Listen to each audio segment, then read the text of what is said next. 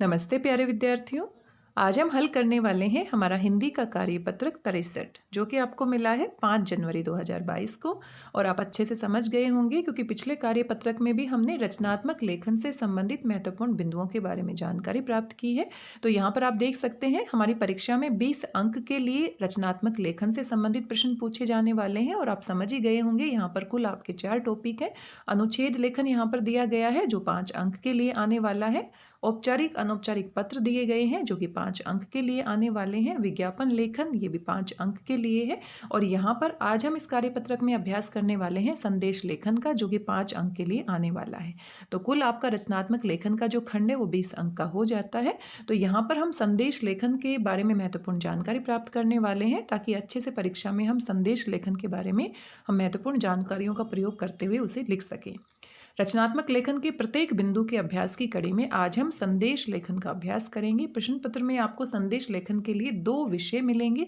आप अपनी पसंद का एक विषय चुनकर उस पर 30 से 40 शब्दों के प्रारूप के आधार पर संदेश लिखेंगे। और यहाँ पर भी मैं एक बड़ा सा प्रश्नवाचक चिन्ह लगा देती हूँ क्योंकि जो हमारा CBSE का नया सिलेबस आया था इस सेशन के लिए वहाँ पर 2 संदेश लिखने की बात हुई थी और दोनों 2.5-2.5 नंबर के हिसाब से थे और इस हिसाब से कुल 5 अंक हो जाते थे। लेकिन DOE की जो हमारी वर्कशीट है पिछली वर्कशीट में भी इन्होंने जो विज्ञापन लेखन की बात की थी वो भी 5 अंक के लिए की थी। तो यहाँ पर थोड़ा सा कन्फ्यूजन है। चलो देखते हैं और कोई नई गाइडलाइन आती है CBSE की तरफ से। लेकिन कोई बात नहीं, तब तक हम संदेश लेखन का अभ्यास कर लेते हैं ताकि परीक्षा में जैसे भी आए उसको हम अच्छे तरीके से लिख पाएं।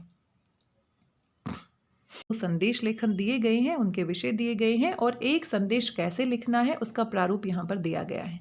निम्नलिखित में से किसी एक विषय पर 30 से 40 शब्दों में संदेश लिखिए।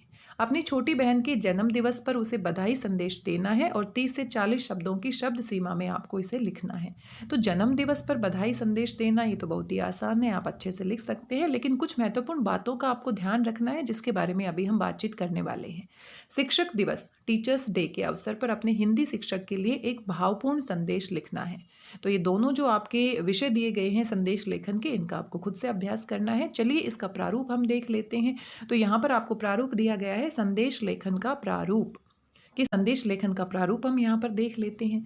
तो जो भी संदेश हम लिखने वाले हैं, जिस भी विषय से संबंधित हम लिखने वाले हैं, जैसा कि विज्ञापन में भी हमने किया था, सबसे ऊपर उसका नाम होना चाहिए। तो जो संदेश है, संदेश का हम क्या लिखेंगे? नाम लिखेंगे। जैसे ही जन्म दिवस पर बधाई है तो हम क्या लिखेंगे? जन्म दिवस पर बधाई संदेश। शिक्षक दिवस पर बधाई संदेश है तो शिक्षक दिवस पर बधाई संदेश। तो सबसे ऊपर उसका नाम लिखना जरूरी है, ये एक महत्वपूर्ण बिंदु है। और आप अच्छे से जानते हैं परीक्षा में जब आपको अंक मिलते हैं तो सभी बिंदुओं का ध्यान रखते हुए आपको परीक्षा में लिखना होता है ताकि सही तरीके से आपको अंक मिल सके। उसके बाद दिनांक, जिस दिनांक को आप अपना संदेश लिख रहे हैं वो भी बहुत महत्वपूर्ण है, दिनांक लिखना आवश्यक है। समय, कौन से समय में, क्योंकि जैसे हम डायरी लिखते हैं ना, तो डायरी जिस समय हम लिखते हैं उसी का समय वहाँ पर हम लिखते हैं, वैसे ही संदेश में समय लिखना बहुत आवश्यक है। संबोधन, अब किसको लिख रहे हैं तो उसका संबोधन करना है यहाँ पर। और जो विषय वस्तु है जिसके बारे में लिख रहे हैं वो यहाँ पर मुख्य विषय वस्तु है। और यहाँ पर नीचे आपका नाम, क्योंकि आप लिख रहे हैं तो आपका नाम लिखना है। तो ये प्रारूप है, यानी कि इन सभी बिंदुओं को आपको ध्यान में रखते हुए अपना संदेश लिखना है। अगर आप संदेश ऊपर नहीं लिखते हैं तो आपका थोड़ा सा गलत हो जाता है क्योंकि आपको अंक मिलने वाले हैं। अब मान लीजिए आपने अपने भाई को लिखना है, बहन को लिखना है, तो वहाँ पर आपको नंबर नहीं मिलने। अगर आप वैसे ही सीधे सीधे पंक्तियों में लिख देते हैं तो भी काम चल जाता है। लेकिन परीक्षा की दृष्टि से जब हम कुछ चीज़ें लिखते हैं तो हमें सभी बातों का ध्यान रखना पड़ता है। दिनांक आपको लिखना है। अगर आप सच में सही मायने में अगर घर के सदस्य को कोई संदेश दे रहे हैं, दिनांक नहीं लिखते हैं तो भी चल जाता है। लेकिन परीक्षा में इन सभी बिंदुओं का ध्यान रखेंगे, नहीं रखेंगे तो फिर नहीं चलेगा, फिर आपके अंक कट सकते हैं। तो यहाँ पर हम देख लेते हैं कि एक यहाँ पर संदेश लिखा गया है, दीपावली पर बधाई संदेश, ये आपका विषय है। देख सकते हैं सबसे ऊपर संदेश का नाम लिखा है। संदेश का नाम, पहला पॉइंट कवर हो गया है यहाँ पर। दीपोत्सव, दिवाली को ही कहते हैं, दीपों का उत्सव है, या दीपावली भी लिख सकते हैं, दिवाली भी लिख सकते हैं, जो आपको अच्छा लगे। दीपोत्सव बधाई संदेश, सबसे पहले संदेश का नाम लिखना है। फिर यहाँ पर आप देख सकते हैं दिनांक लिखा गया है, दूसरा पॉइंट कवर हो जाता है। दिनांक आपको लिखना है, कौन से दिनांक को आप संदेश भेज रहे हैं। फिर समय, कौन से समय, सुबह है, शाम है, दोपहर है। तो अगर आप सुबह लिखते हैं तो प्रातःकाल लिख सकते हैं, सिर्फ प्रातः भी लिख सकते हैं आप, क्योंकि समय के बारे में भी आपको पता होना चाहिए। प्रातः या प्रातःकाल आप लिख सकते हैं, जो भी समय है आपका, 8 बजे आप लिख सकते हैं। अगर आप दोपहर के समय लिख रहे हैं, आप देख सकते हैं 12 बजे के बाद का जो समय होता है उसको क्या कहते हैं? मध्याह्न कहते हैं। और अगर आप शाम के टाइम लिख रहे हैं तो संध्या काल आप लिख सकते हैं। तो आपको समय के बारे में भी पता होना चाहिए, संध्या काल आप लिख सकते हैं। और अगर रात्रि के समय में आप लिख रहे हैं तो रात्रि आप लिख सकते हैं, और आगे समय जितने बजे का समय है उतना आप लिख सकते हैं। तो संध्या लिख सकते हैं, संध्या काल आप लिख सकते हैं। तो इन सभी बातों का ध्यान रखते हुए आपको अपना समय भी यहाँ पर हिंदी में ही लिखना है। बहुत सारे बच्चे क्या करते हैं, टाइम लिख देते हैं यहाँ पर। तो टाइम नहीं लिखना, क्योंकि हम हिंदी के लिए अपना संदेश लिख रहे हैं, हिंदी भाषा का पेपर है, तो हिंदी में ही आपको सारी जानकारियाँ लिखनी है, अंग्रेजी का प्रयोग नहीं करना।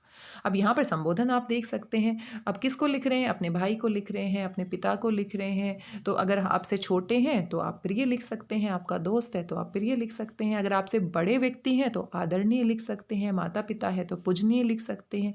तो ये आपको सोचना है कि संबोधन किस व्यक्ति के लिए आप लिख रहे हैं, उसके हिसाब से आपको लिखना है। और बीच में आपकी विषय वस्तु होती है, जो संदेश होता है। तो विषय वस्तु आप यहाँ पर देख सकते हैं। जगमग दीपों के इस पर्व दीपावली में आपके जीवन में खुशियाँ, धन धान्य, सुख शांति और प्रसन्नता का प्रकाश जगमगाता रहे। मंगल कामना के साथ आपको सपरिवार दीपावली की हार्दिक बधाई। तो यहाँ पर साधारण तरीके से लिखा गया है, लेकिन यहाँ पर आप एक और बात विशेष रूप से ध्यान रख सकते हैं। अगर आपको कोई तुकबंदी करनी आती है, कोई दोहे या कोई राइमिंग आप कह सकते हैं, इस तरीके से आप तुकबंदियाँ करते हैं, तो उस तरह की दोहे टाइप से भी आप लिख सकते हैं, जो बहुत आकर्षक लगते हैं और प्रभावशाली भी लगते हैं।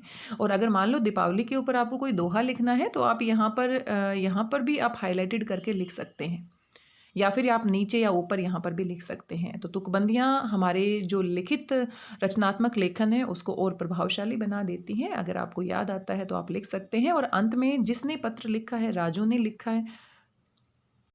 और अंत में जिसने संदेश लिखा है, यहाँ पर राजू ने लिखा है, किसको लिखा है, अभिषेक को लिखा है। तो अंत में अपना नाम लिखना है। तो ये प्रारूप है, ये पूरा प्रारूप आपको ध्यान में रखना है। और एक बात मैं और जोड़ देती हूँ जो यहाँ पर नहीं बताई गई है, संदेश को हमेशा हम एक सीमा रेखा के अंदर लिखेंगे, यानी कि उसकी बाउंड्री हम पहले निर्धारित करेंगे। तो जब भी आप संदेश लिखते हैं तो पहले एक बाउंड्री बना लीजिए, और विज्ञापन में भी आपको एक बाउंड्री बनानी होती है, और उसके अंदर ही आपको संदेश और विज्ञापन लिखना होता है।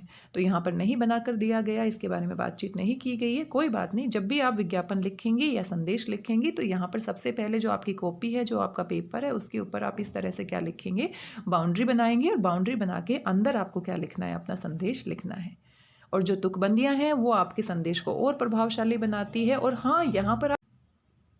और हाँ, आप यहाँ पर चित्र भी बना सकते हैं। अब दीपावली का पर्व है और चित्र आप बनाएंगे संदेश में तो और भी आकर्षक लगेगा। तो यहाँ पर आप छोटे छोटे दिए बना सकते हैं। अब ये आपके ऊपर निर्भर करता है कि आप किस तरह से ड्राइंग बनाते हैं, ज़रूरी नहीं है, लेकिन बना देंगे तो और अच्छा लगेगा।